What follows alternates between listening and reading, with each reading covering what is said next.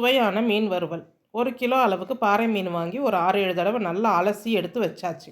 இப்போ ஒரு வாணலியில 1 table spoon மிளகாய்த்தூள், உப்பு, 1 table spoon cornflour, 2 table spoon கடலை மாவு, மஞ்சள் தூள், ஒரு 2 ஸ்பூன் எலுமிச்சை சாறு.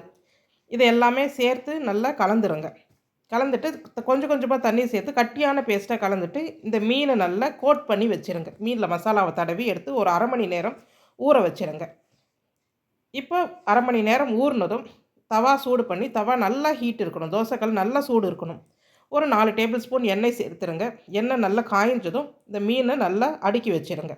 ஒரு பக்கம் ஒரு 5 நிமிஷம் போல் நல்லா வேகணும். அப்போ தான் திருப்பி போடும்போது ஒட்டாமல் வரும். அதே மாதிரி மசாலா பிரியாமல் வரும். அடுத்த பக்கம் போட்டு நல்லா வெந்ததும் எடுத்துடணும். சும்மா சும்மா திருப்பி போட்டு வேக வைக்கக்கூடாது.